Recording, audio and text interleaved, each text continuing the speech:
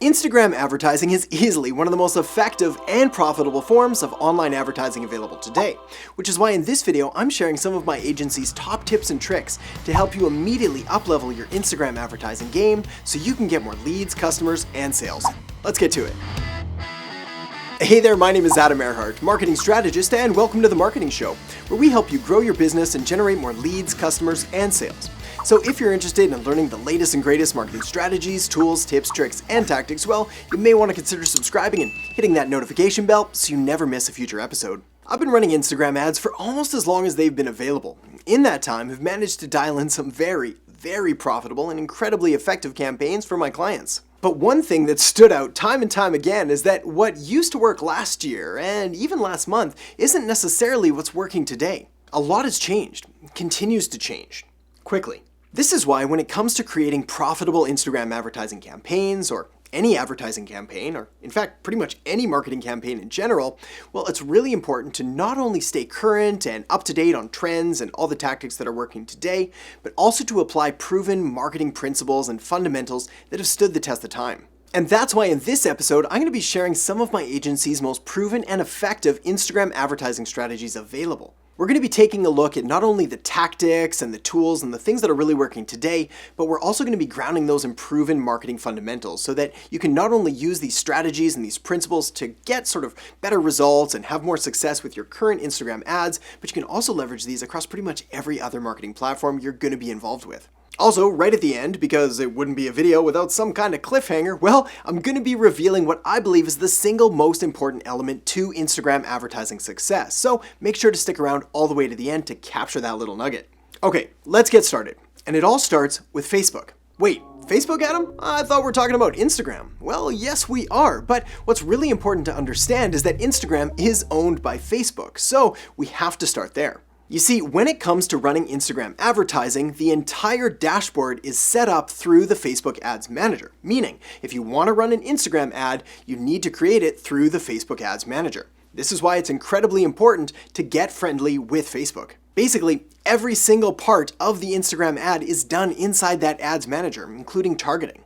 Campaign objectives like traffic or video views or engagement or conversions, the budget you set, the schedule you want, even placement options like deciding whether you're going to run a feed ad or a story ad, or you may even want to run some Facebook ads on the side. Also, a key piece of the puzzle when it comes to running effective Instagram advertising campaigns is making sure that you've got the Facebook pixel installed across all of your online properties, like your website or your landing pages or each step of your online funnel. The reason this is so incredibly important is because it's the Facebook pixel that's going to enable you to sort of decide which Instagram ads are giving you the best results when it comes to generating those leads and generating those sales. Let me clear this up because it's really important. There is no Instagram pixel. Rather, it's a Facebook pixel that you're going to use for your Instagram campaigns. I know it sounds a little confusing, but it's actually pretty straightforward when you understand and appreciate that Instagram is owned by Facebook, and therefore all of the top level scheduling and budget and everything we just talked about, well, it's run through the Facebook Ads Manager. Alright, so now that we've got that covered and essentially understood that Instagram ads are run through the Facebook Ads Manager, well, the next most important thing to get is that if you're going to be running Instagram ads, it's really important to go in there and manually select where the placements of the ads you want to appear are going to appear. Basically, if you pick all placements through the Facebook Ads Manager, it's going to show your ad across pretty much everything that Facebook has available. But if you only want to dial in on exactly Instagram, you need to go in there and you need to manually select just Instagram. And from there, you also need to choose whether it's just the feed or just the story. Now, this part's important. Now, if you're just getting started and you really have no idea, all placements can work fine, and Facebook's going to prioritize whether to show your ads on Facebook or Instagram. But if you know for a fact that your market is on Instagram and you really want to double down on Instagram ads, it's really important to go in there and manually select that because the creative is going to be significantly different for a Facebook ad versus an Instagram ad, and then again within Instagram, a feed ad versus a story ad. See, every different placement is going to have a different style and a different design and different formatting.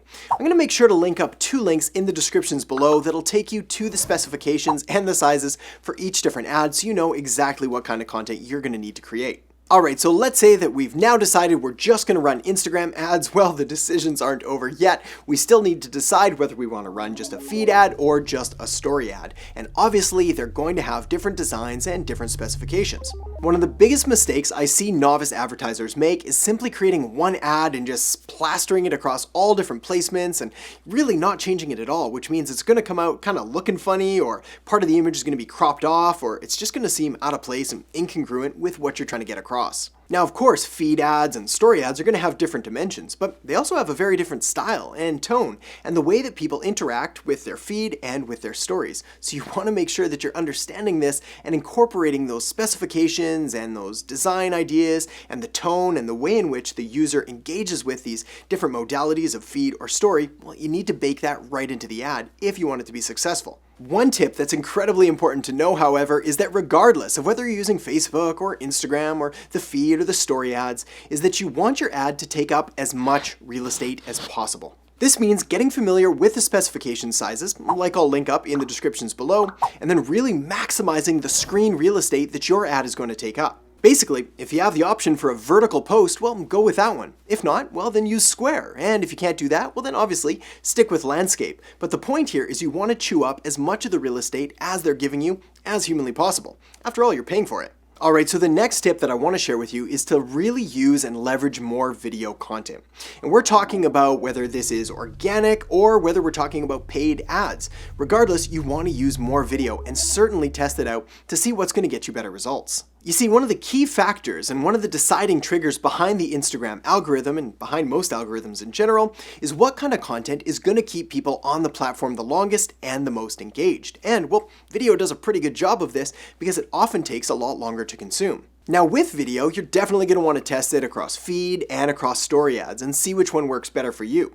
An important point to remember here though is that if you can, you do want to include some kind of captions or text on the screen so that you can get to the people that aren't necessarily watching or listening with the sound on. If you've never created a video ad, well then a great piece of software that I use inside the agency is called InVideo, and I'll make sure to link it up in the descriptions below. Full disclosure, this will be an affiliate link. But that doesn't take away from the fact that I use it in the agency pretty much every day. The next tip, and one that's going to be key to your success, whether we're talking about Instagram advertising or pretty much any advertising, is that you need to be split testing multiple different ads, multiple different images, different audiences, different placements in order to find that ideal combination that's going to give you the best bang for your buck. Also, when you're split testing, a couple really important points is that you really only want to split test one element at a time, meaning maybe a different caption, or maybe a different image, or a different video, but you don't want to cram everything in all at once and split test a million different things because you really won't have any good data about why one ad performed better than the other because you tested too many variables. Also, make sure to give your split test a sufficient amount of time. The last thing you want to do is split test it, give it a few hours, find out that one got a couple more clicks, and declare it a winner, because it's simply not enough data or not enough time for the algorithm to properly optimize in order to give you relevant and accurate feedback. When it comes to split testing, I've got a pretty strong philosophy here that you should always be testing.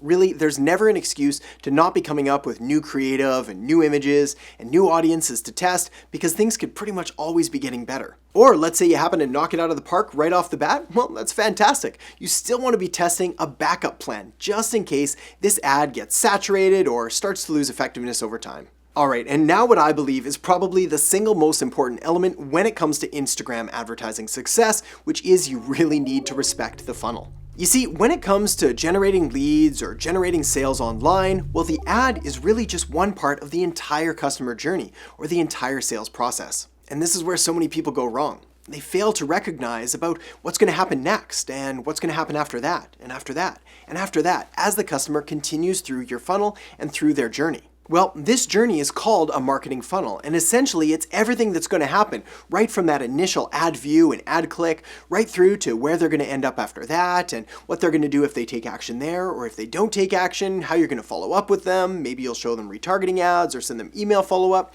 Whatever the case, this entire process is incredibly important because you can't expect your ad to do all of the heavy lifting for you in just one simple ad. Now, if you're brand new to marketing funnels, here's a really simple sample funnel that I can lay out for you. You'll start things off by having the customer click that ad. That's really step one, and the goal of your ad is really just to get the click. From there, they're going to move on to step 2, which is the landing page. This is where they'll enter their name or their email address in exchange for whatever you were promising in the ad, maybe a download or a cheat sheet or a blueprint or some kind of free guide. From there, they'll move on to the thank you page, which is where you deliver on your promise by delivering the free guide or the free training or whatever it is that they signed up for in that landing page or when they turned over their name and their email. And then after the thank you page, well, this is where the nurturing is going to continue with perhaps retargeting ads or an email sequence or anything else that's going to enable you to continue to build value and to continue giving more information and building that know, like, and trust factor even more. Also, this part is incredibly important, but when it comes to your funnel, especially when we're talking about Instagram advertising, well, you need to make sure that your entire funnel is mobile optimized, meaning it's designed for the mobile experience, because this is where people are going to be originating from. So it simply doesn't make sense to have a landing page and a thank you page and all of your retargeting. Well, it doesn't make any sense to have that optimized for a desktop where text is going to be too small or things are going to get cut off, or